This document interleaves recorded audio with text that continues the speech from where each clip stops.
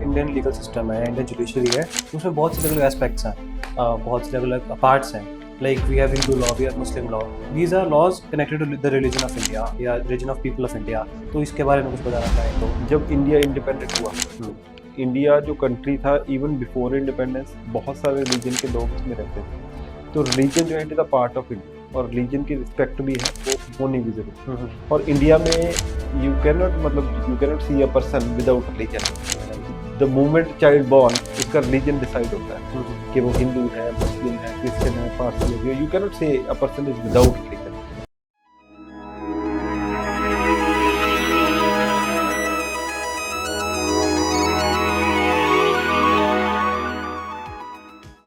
Hello everyone and welcome to the reality talks. आज हमारे साथ है मिस्टर जॉनी गोयल.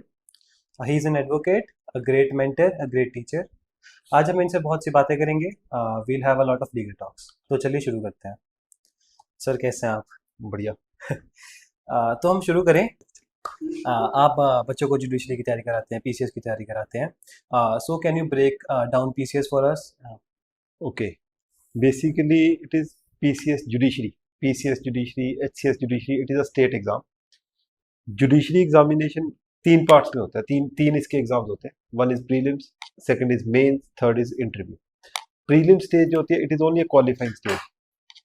इस स्टेज में टोटल क्वेश्चन जितने भी आएंगे they will be MCQs, multiple choice question होंगे. ये सिर्फ क्वालिफाइंग है. इसके मार्क्स एग्जाम की टोटलिटी में, या मतलब person when a student will be a जज, इसके एग्जाम मार्क्स जो है वो काउंट नहीं होंगे. मेनली एग्जाम है मेंस और इंटरव्यू. मेंस का जो एग्जाम है, इसमें सब्जेक्टिव पेपर होते हैं. मेंस का एग्जाम दो पार्ट्स में डिवाइडेड हो गया. One is law, second is language. Law का पेपर जो है वो तीन पार्ट्स में चला गया. Civil law 1, civil law 2 and criminal law. और लैंग्वेज डिपेंडिंग अपॉन स्टेट. जैसे कि पंजाब में है तो it is English and Punjabi. अगर हरियाणा में है तो it is English and Hindi. Same Rajasthan, Himachal, English and Hindi. Delhi में it is basically English and GK. तो इस हिसाब से ये डिपेंडिंग अपॉन स्टेट होता है.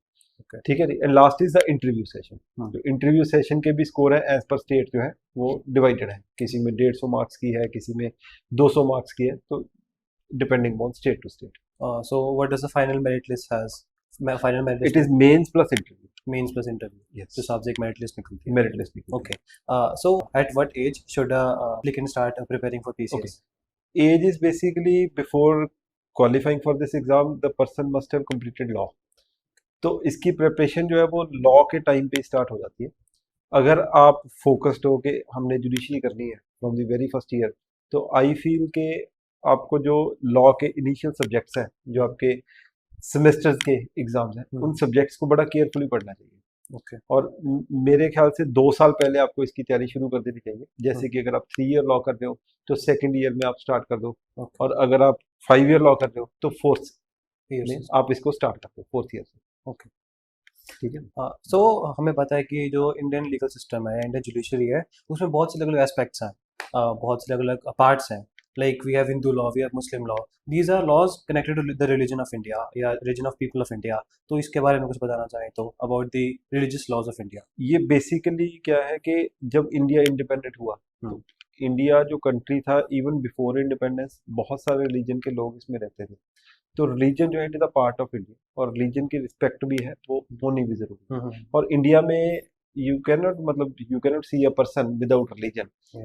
द मोमेंट चाइल्ड बॉर्न, उसका रिलीजन डिसाइड होता है कि वो हिंदू है, मुस्लिम है, क्रिश्चियन है, पारसी है. जो you can not say a person is without religion. तो we are not atheist, we are not preferring any religion, but at the same time we are not atheist, we are not against the religion.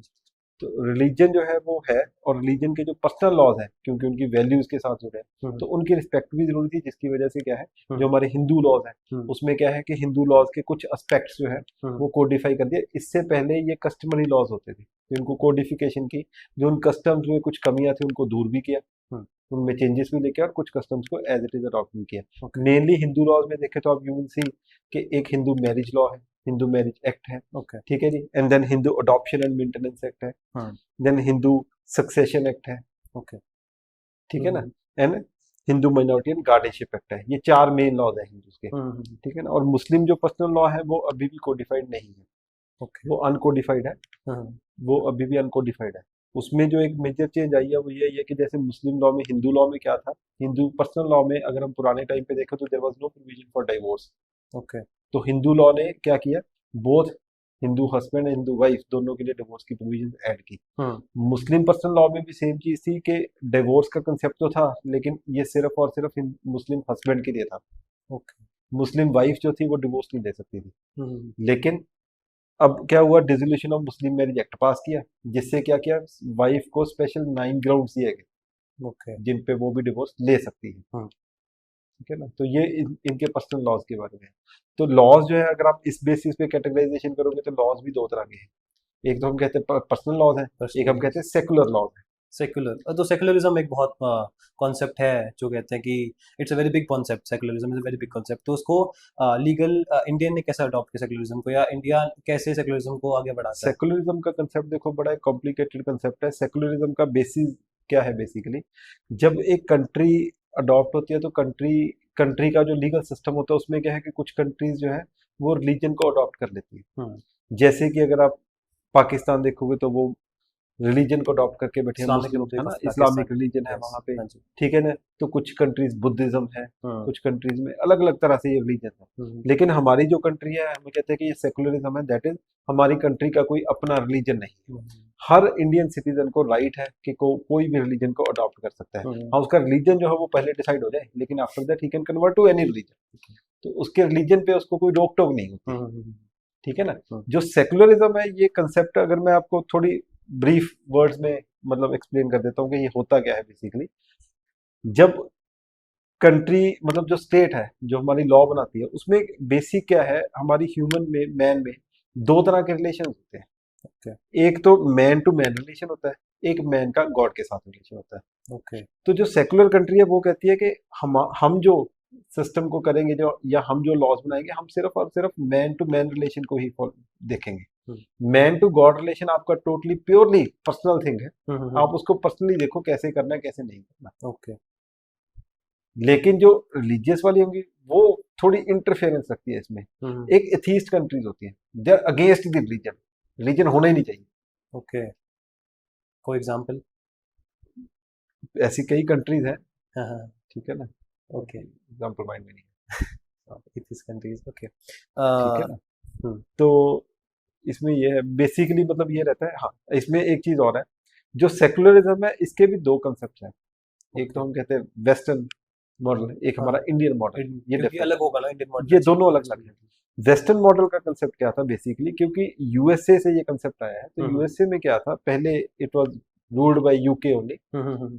तो वहां पे क्या था, जो UK की parliament थी उसमें बिशप्स थे, मतलब रिलीजियस पर्सन का होल्ड था काफी। तो हम्म। बहुत सारी पॉलिसीज जो कंट्री अडॉप्ट करना चाहती थी for the welfare of people, because of the religion वो अडॉप्ट नहीं हो पाती थी। ओके। जिसकी वजह से यूएसए ने क्या किया, जब इंडिपेंडेंट हुआ वो कहते हमने रिलीजन को अपनी पार्लियामेंट पॉलिसी मेकिंग में आने नहीं देना। तो हम्म। उन्होंने क्या किया, मैन टू मैन रिलेशन को सिर्फ रखा गवर्नमेंट का काम, और जो दूसरा है हम्म। मैन टू गॉड रिलेशन वो टोटली लोगों पे छोड़ दिया, जो मर्जी करो, अच्छा करो बुरा करो जैसा मर्जी करो, ये प्योरली आपका ही है। ओके।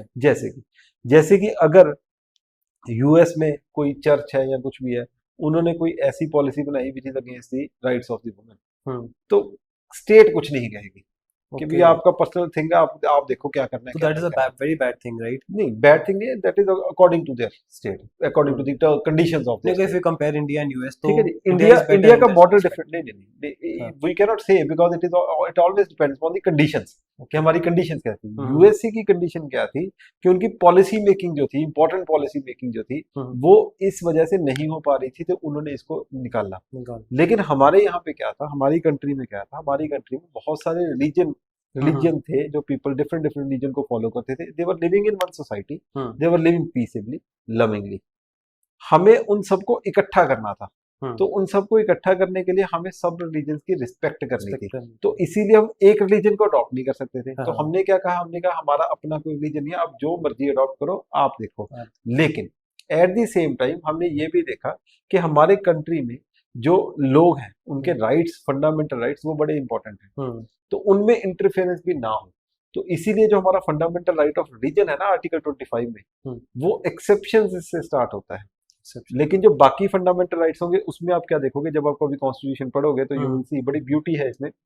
यू विल सी कि सारे फंडामेंटल राइट्स पहले होते हैं, हाँ। एक्सेप्शन बाद में आती है, हम्म। लेकिन फंडामेंटल राइट ऑफ रिलीजन पे एक्सेप्शन पहले आती है और राइट जो है वो बाद में आता बाद है। में होता है। तो मतलब दिस इज द इम्पोर्टेंस कि रिलीजन आपका इम्पोर्टेंट है, लेकिन हमारे राइट्स भी इम्पोर्टेंट है, राइट्स भी इम्पोर्टेंट तो है। उनको भी ध्यान में रखना है। तो हम्म। इसीलिए हमारा जो सेकुलरिज्म का कंसेप्ट है वो डिफरेंट है, बिकॉज हमारी कंडीशंस अलग थी। कंडीशन तो गुड बैड नहीं है, इट हाँ always depends on the condition, condition. हमारी कंडीशंस क्या है, उसके हिसाब से हमारा डिफरेंट है सेकुलरिज्म का कंसेप्ट। ओके। तो अभी जो नए लॉज आए हैं, जैसे आईपीसी को रिप्लेस किया गया है, सीआरपीसी को रिप्लेस किया गया है, तो ये लॉज जो नए आए हैं, इससे कुछ इम्पैक्ट होगा हमारे इंडिया पे, या कुछ पॉजिटिव या नेगेटिव इम्पैक्ट जो आपको लगता है कुछ होगा? पॉजिटिव इम्पैक्ट होना, नेगेटिव इम्पैक्ट होना, ये तो obviously it is about future के कैसे ये लॉज आए हैं, क्योंकि इनकी अभी कॉन्स्टिट्यूशनैलिटी चेक करेंगी हमारी जो कॉन्स्टिट्यूशनल कोर्ट्स है, सुप्रीम कोर्ट है, हाई कोर्ट है, वो इनकी कॉन्स्टिट्यूशनैलिटी चेक करेगी, बिकॉज इट इज ऑलवेज कि बेसिकली जो इससे पहले लॉज थे, आईपीसी जो थी वो 1860 में थी, तो 1860 में थी, ये कब बनी थी, ये ब्रिटिशर्स ने बनाई थी, depending on the conditions of our India in at that time. तो अभी जो है, अभी कंडीशन काफी चेंज हो गई, इसमें हमें टाइम टू टाइम अमेंडमेंट्स तो करनी पड़ ही रही थी, रीजन भी कि उस टाइम पे आईटी लॉज नहीं थे, अब आईटी लॉज बहुत सारे आ गए। सिमिलरली क्रिमिनल प्रोसीजर में भी, वहां पे क्रिमिनल प्रोसीजर में ऑलरेडी 1973 में एक बार चेंज आ चुकी थी, ओके। एक बार चेंज आ चुकी थी, 1973 में चेंज आ चुकी थी, इससे पहले वाली सीआरपीसी जो थी 1898 की थी, ठीक है ना, तो वो भी चेंज होकर 1973 में दोबारा बन चुकी थी, अब इसको दोबारा फिर से बनाया गया, तो मतलब जो प्रोसीजरल लॉज है इसमें भी कुछ चेंजेस आएंगे, ठीक है ना। सिमिलरली सीपीसी में, सिमिलरली एविडेंस में, ये सारे बड़े पुराने लॉज थे, सीपीसी 1908 की थी, एविडेंस 1872 का था, तो ये बेसिकली जो लॉज थे ये ब्रिटिश मेड लॉज थे। तो अब जो इंडियन पार्लियामेंट हमारे लॉज बना रही है, तो इसमें क्या है कि जो इसकी अच्छी प्रोविजन है या जो ठीक चीज है वो तो एज इट इज रहेंगी, लेकिन जो इसमें प्रॉब्लम्स आ रही थी उनको रिमूव करने की भी, लेकिन इसकी अच्छा है बुरा है, that will be tested by the constitutional courts. तो ये तभी है, एक चेंज आई है, चेंज जो है ना, इट इज ऑलवेज, मतलब हमें हमेशा डर लगता है कि जब भी कोई चेंज आती है तो we are always afraid, but हो सकता है पॉजिटिव चेंज हो, ठीक है ना, वी मस्ट सी। हाँ, अगर इसमें नेगेटिव होगा या कुछ भी होगा तो we are looking at our constitutional courts, they will test their constitutionality, ठीक है ना, तो उसके हिसाब से चेक हो जाएगा। तो मतलब we must not be scared of it, good change है, पार्लियामेंट ने अक्सर कुछ काम तो किया ना, तो वी सी, ठीक है ना। Coming back to the laws, जो आप कहते हो कि लीगल सिस्टम ऑफ इंडिया में अलग अलग, हिंदू लॉ, मुस्लिम लॉ, आपने बताया कि मुस्लिम लॉ में they are new provision of women going for divorce, तो हिंदू लॉ जो है उसमें वुमेन राइट्स के क्या स्टेटस है, कुछ आप बताना चाहते हो?